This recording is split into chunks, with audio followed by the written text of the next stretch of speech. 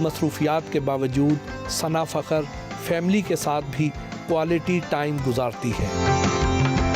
Colonel साहब, आप और बेगम साहबा सना की शादी के लिए को राज़ी नहीं थे, तो क्या वजह थी? हमारा शुरू से मियाँ बीवी का ये तरीका रहा है कि हम अपने बच्चों की ख्वाहिशों का बहुत एहतराम करते हैं, और हमने देखा कि पढ़ा लिखा है, समझदार है, अगर उसने ये बात की है तो कुछ तो उसने सना में देखा होगा कि चलो बेटे हमें मिलाएं आप। तो पहले दिन जब मैं बेड पे बैठा था, सना आके मेरे साथ नीचे बैठ गया ऐसे। बेगम बड़ी सरप्राइजिंग है कि पापा जिस तरह आप समझते हैं मैं वैसे ही नहीं हूँ जैसे लोग कहते हैं, मैं बिल्कुल आपकी बेटी बन के रहूँगी और आपको कभी मुझसे शिकायत नहीं होगी। We didn't give it a second thought. मैंने कहा बेटे हमें तो बहुत अच्छी लगी, सना इज़ वेरी गुड। जब सना के बारे में आपके खदशात दूर हो रहे थे तो उस वक्त आपको कहीं पे ऐसा लगा कि ये तो एक्ट्रेस है, ठीक, और ये यहाँ पे भी कोई ड्रामे ना कर रही हो, कोई अदाकारी ना कर रही हो? नहीं, नेवर एवर, कभी ऐसा नहीं। मेरी थिंकिंग ही ऐसी नहीं है कि मैं कैसे सोचूं, फिर वो जो मेरे घर की बेटी हो मैं उसके लिए ऐसे सोचूं, ऐसा नेवर एवर, कोई पॉसिबल ही नहीं है कि मैं ये सोचूं कि भी ये कोई ड्रामा कर रही है या नहीं, क्योंकि शी इज़ वेरी नाइस, मेरे साथ बहुत नाइस रही शुरू से, और अभी तक माशाल्लाह इतने साल हो गए हैं। देखिए इतना माशाल्लाह हमारी शादी को 10 साल हो गए हैं, ठीक है ना, ओवर 10 ईयर्स। तो इसके बाद अगर मेरे सास ससुर की स्टेटमेंट मेरे लिए सेम है तो आपको मुझे कोई गनीज में मेरा नाम दे। ये जो आपकी मूवी थी ये दिल आपका हुआ, तो जब फ़खर से आपकी बातचीत चल रही थी तो ये आपने उन्हें कहा था या उन्होंने आपको कहा था?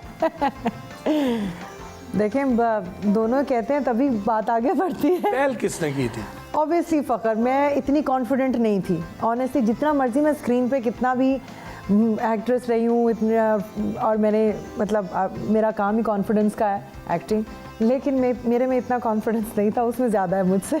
मुलाकात कैसे हुई फ़खर साहब से? फ़खर कुछ थोड़ा बहुत एक्टिंग भी कर रहा था उस दौरान, बिकॉज इसके सेमेस्टर हुआ था ख़त्म, तो इसके पास टाइम था, नहीं was doing acting as a hobby, और फिर बिज़नेस मैनेजमेंट का भी कुछ चीज़ कर रहा था। तो उस दौरान ही हम लोगों की मुलाकात हुई। भी actually we both have same interest. Biker भी रहा था, हालांकि अब्बू को तो बिल्कुल पसंद नहीं है, बिल्कुल एक आँख नहीं पसंद, लेकिन यह है कि मैं उसका ज़रा साथ दे देती थी तो हमारी दोस्ती ऐसे आगे बढ़ी। नहीं, आपने इन पे जादू क्या किया हुआ है, मुझे ये समझ नहीं आ रही।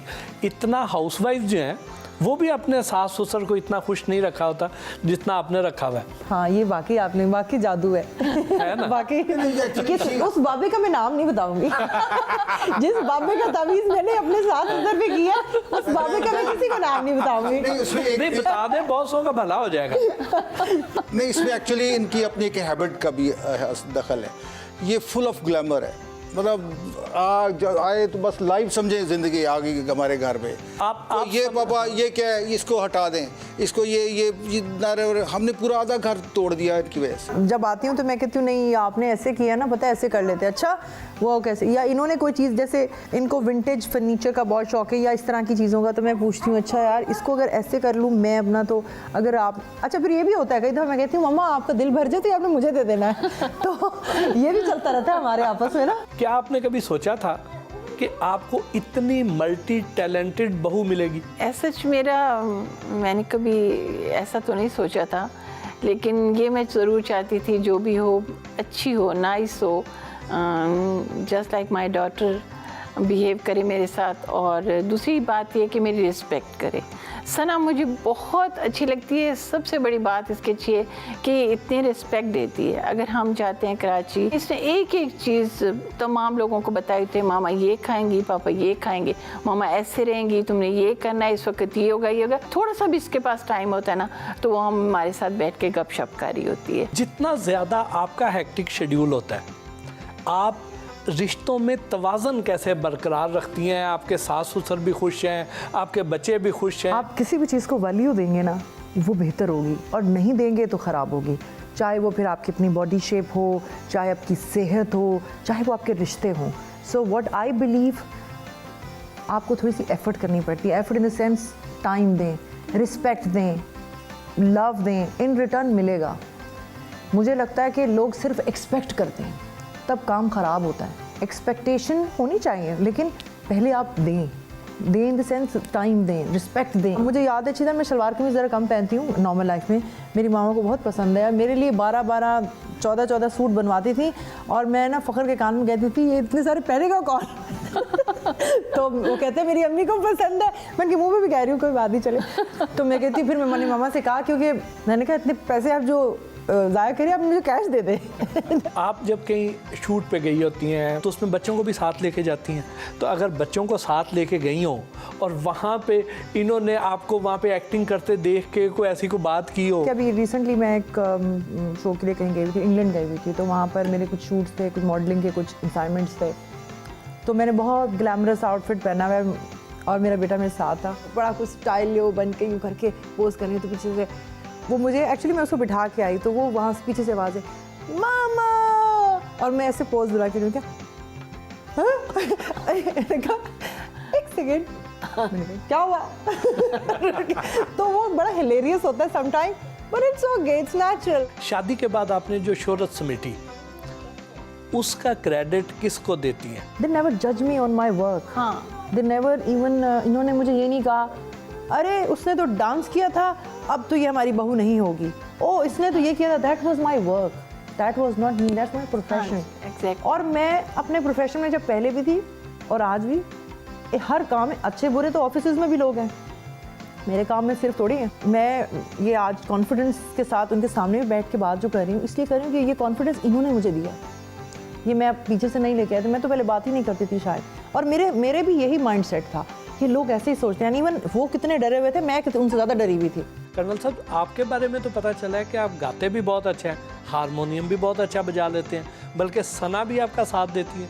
कंपोज भी कर सकता हूँ, ट्यून बना मतलब धुन बना भी लेता हूँ और लिख भी लेता हूँ, आई एम राइटर ऑल्सो। एक दो दफ़ा हम लोग बैठे भी थे, हमने सेशन किया था, तो आज भी कर लेते हैं पापा। क्या आपको याद है कोई गाना? हाँ मैं तो आपको पता प्रो, आप मुझे बोले मैं शुरू को ऐसा गाना सुनाएं जो आप फ़ख्र को डेडिकेट करेंगी। सारे गाने फ़ख्र को डेडिकेट हैं, मेरे गाने उसी के लिए हैं। नहीं, एक गाना। वेक तेरा प्यार मैनू मिले मैं दुनिया ते होर की लैना करी ना दूर नज़रा तो करी ना दूर कदमा तो मैं भूल जाती हूँ गाना एक्चुअली। होर की कहना तेरा प्यार मैनू मिले मैं दुनिया ते होर की लेना। That's it, I'm so मैंने बड़ा अच्छा गा। नहीं हम लोग जरा प्रैक्टिस जब करते हैं ना, हम पहले कुछ और चीज़ें करते रहते हैं, फिर हम करने के बाद बैठ, अभी मैं तो मतलब काफ़ी टाइम के बाद हम लोग कर रहे हैं ना बैठ। साकू ढोल मनावड़ा है, साकू यार मनावड़ा है, बावे सिर दी बाजी लग जावे, ओ बावे सिर दी बाजी लग जावे, ए हो खतरा जावड़ा है, ए हो खतरा जावड़ा है, बावे सिर दी बाजी लग जावे, हो बावे सिर दी बाजी लग जावे, साकू ढोल मनावड़ा है। वैसे बाय द वे मैं सराइकी हूँ ना, ये जो साहिर बगा का गाना जो है ये मुझे बड़ा पसंद है, तो obviously credit goes to Sahir Baga, obviously इतने अच्छा उसने बनाया ये गाना। जिंदगी में तो सभी प्यार किया करते हैं, जिंदगी में तो सभी प्यार किया करते हैं, मैं तो मर के भी मेरी जान तुझे चाहूँ, उधर देखना है आपको। वाह, जिंदगी में तो सभी प्यार किया करते। वाह वाह वाह वाह। देखिए जी ये जो गाना उन्होंने गाया मैं इसकी विटनेस हूँ, ऑनेस्टली मैं इनको एज अ कपल आइडलाइज करती हूँ।